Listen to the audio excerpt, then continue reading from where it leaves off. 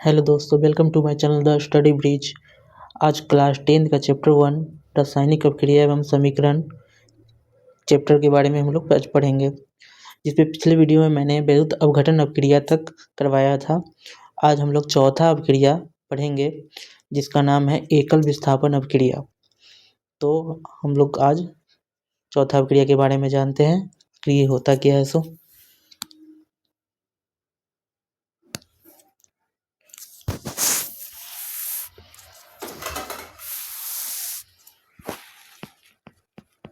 एकल विस्थापन अभिक्रिया।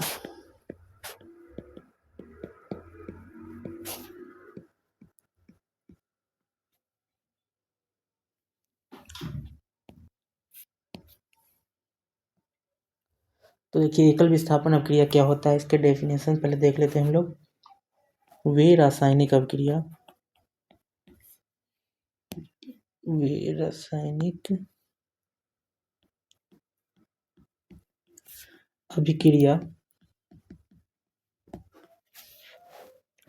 जिसमें किसी यौगिक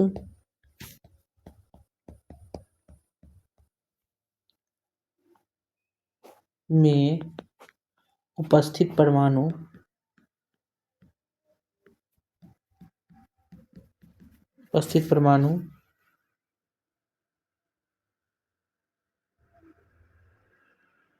किसी अन्य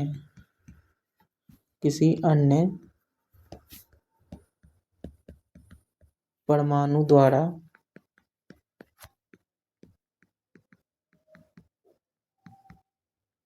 विस्थापित हो जाता है।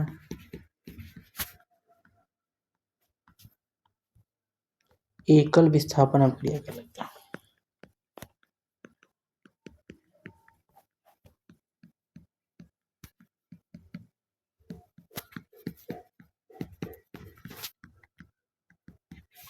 तो देखिए, इसके बारे में हम लोग आज समझते हैं कि ये होता क्या है।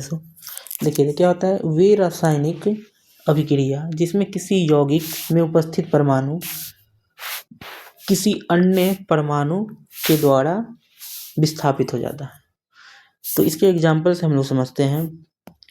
जैसे हमारे पास कोई क्रियाशील धातु है, जैसे में हमारे पास है, एग्जाम्पल में समझते हैं। जैसे कि लोहा है, अगर लोहा को हम आयरन को अगर हम कॉपर सल्फेट, हमारे पास CuSO4 का विलयन है, हमारे पास क्या है, विलयन है।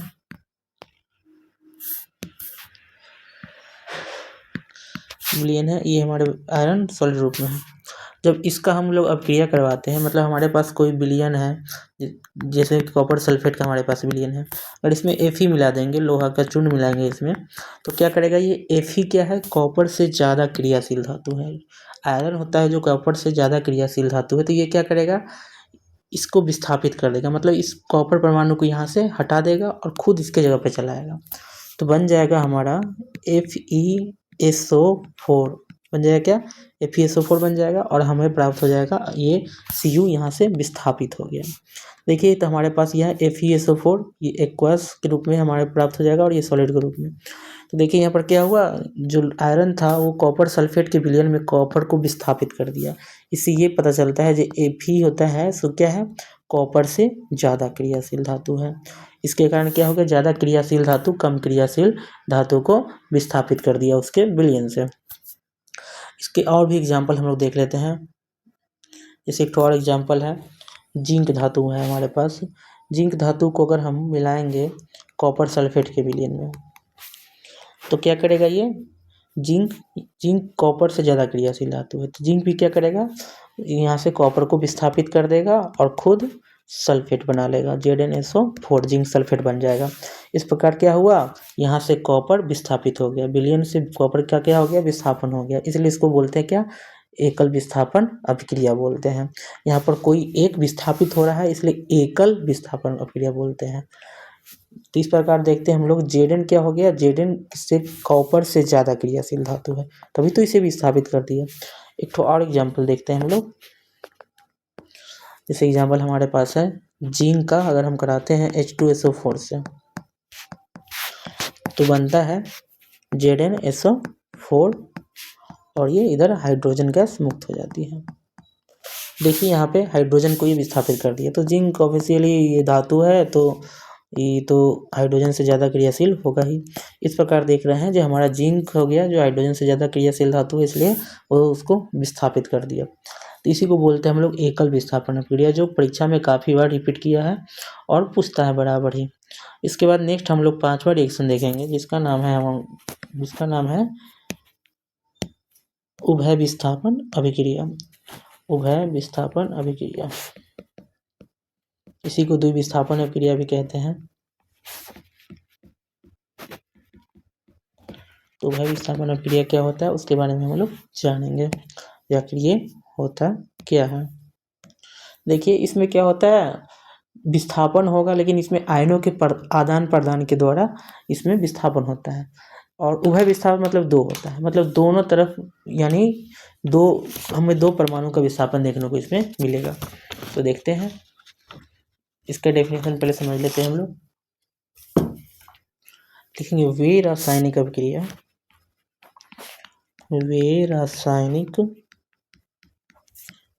अभिक्रिया जिसमें दो यौगिक अपने आयनों का आदान प्रदान करते हैं और दो नए यौगिकों का निर्माण करते हैं। दो नए यौगिकों का निर्माण करते हैं।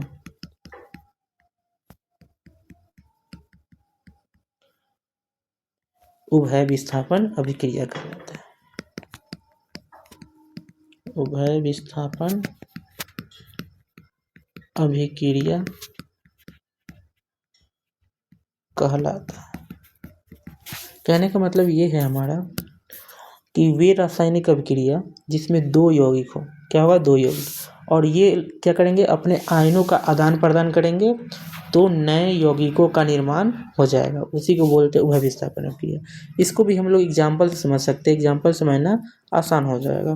जैसे देखिए एग्जाम्पल लेते हैं, हमारे पास NaCl है, क्या है, NaCl है, और इसको हम क्या करते हैं, कोई AgNO3 का कोई हमारे पास विलयन हो गया तो इससे अब क्रिया करवा रहे हैं। देखिए यहाँ पर क्या है, Na प्लस होगा या माइनस होगा, मतलब ये धातु है और ये भी क्या है, धातु है हमारे पास। इसमें क्या होगा, ये इस अपने आयनों का आदान प्रदान करेंगे, मतलब ये सोडियम आयन यहाँ पे आ जाएगा और Ag है यहाँ पे चला आएगा। इस प्रकार हमारे प्राप्त हो जाएगा, ये सोडियम कहाँ चला गया, Ag की जगह पे, तो बन जाएगा कि हमारे पास NaNO3 यहाँ पे आ गया, Ag की जगह पर क्या आ गया, Na आ गया, और ये NaCl था तो Na की जगह पर क्या आ जाएगा, AgCl आ गया, AgCl आ गया। इस प्रकार देखिए तो क्या होगा, इसका आयनों का आदान प्रदान हो गया। यहाँ पे देखिए, यहाँ पे क्या हुआ है, पहले NaCl था हमारे पास, अब क्या हो गया, AgCl, मतलब क्या होगा, Na की जगह पे Ag आया और Ag की जगह पे Na आया, मतलब आयन का आदान प्रदान होगा, आयन एक्सचेंज हो रहा है इसमें, इसलिए इसको क्या बोलते हैं, उभय विस्थापन अभिक्रिया, क्योंकि दोनों विस्थापित हुआ है। यहाँ पर Na सोडियम विस्थापित हो रहा है, यहाँ पे सिल्वर Ag विस्थापित हो रहा है, इसलिए इसको बोलते हैं उभय विस्थापन अभिक्रिया। इस प्रकार हमें एक और एग्जाम्पल लेके इसको समझ सकते हैं। एक और एग्जाम्पल देखते हैं, जैसे कि हमारे पास है HCl है, हाइड्रोक्लोरिक अम्ल है, और हमारे पास कोई बेस है, भस्म है, NaOH है। जब ये अब क्रिया करेगा आपस में, देखिए ये भी क्या होगा, यहाँ पे अपने आयनों का आदान प्रदान करेगा, ये H यहाँ पे चला जाएगा और Na यहाँ पे चला जाएगा, तो किस प्रकार हो जाएगा, तो यहाँ पे आएगा तो Na यहाँ पे आया तो क्या बन जाएगा, NaCl बन जाएगा, और ये हमारे पास क्या हो जाएगा, HOH है, तो क्या होगा, H यहाँ पे 2 हो जाएगा, H2O बन जाएगा। तो यहाँ पर H प्लस होगा, ये Cl माइनस होगा, यहाँ पर ये प्लस होगा, ये माइनस होगा। तो यहाँ पर देखिए Na किसके साथ जाएगा, माइनस के साथ, तो NaCl बन गया और H प्लस और OH माइनस मिलेगा तो हमें जल प्राप्त हो जाएगा। इस प्रकार आयन का एक्सचेंज हो रहा है यहाँ पर भी। इस प्रकार देख लीजिए हम लोग उभय विस्थापन अभिक्रिया किसे कहते हैं। नहीं तो ऐसे भी याद रख सकते हैं जो यहाँ पे ये नॉर्मली ये दोनों क्या हो रहा है, एक्सचेंज हो रहा है, ये दोनों यहाँ पर एक्सचेंज हो रहा है। H यहाँ Na की जगह पर और Na H की जगह पे आ रहा है। इस प्रकार मेरा उभय विस्थापन अभिक्रिया भी कंप्लीट हो गया। अब नेक्स्ट रिएक्शन है हमारा कौन सा, जिसका नाम है अवक्षेपण अभिक्रिया। इसको समझना बहुत ही आवश्यक है क्योंकि ये परीक्षा में पूछा हुआ क्वेश्चन है, जो अवक्षेपण अभिक्रिया क्या होता है। तो अवक्षेपण अभिक्रिया के बारे में हम लोग पर देख लेते हैं। अवक्षेपण अभिक्रिया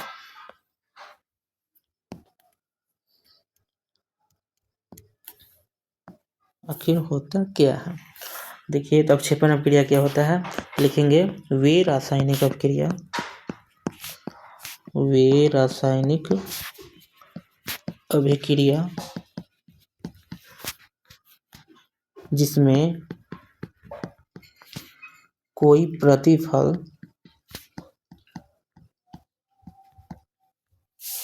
ठोस के रूप में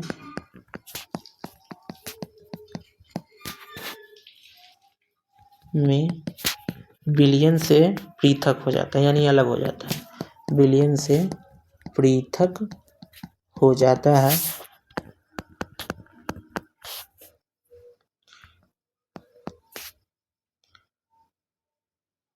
तो उसे अवक्षेपण अभिक्रिया कहते हैं। अभिक्रिया कहते हैं, कहने का मतलब है जो कोई अभिक्रिया हमें हो रहा है और उसमें क्या हो रहा है, कोई प्रतिफल बन रहा है जो ठोस के रूप में क्या हो रहा है, विलयन से अलग हो जा रहा है। मतलब अभिकारक से प्रतिफल बनता है तो प्रतिफल बनेगा कोई और वो क्या हो जाएगा, ठोस बन के अलग हो जाएगा, तो उसी को बोलते हैं अवक्षेपण अभिक्रिया। इसको एग्जाम्पल से हम लोग समझते हैं। जैसे हमारे पास मान लीजिए हमारे पास क्या है, एक हमारे पास सॉल्यूशन है, मतलब विलयन है हमारे पास, मान लीजिए इसमें रखे हुए हैं हम विलयन,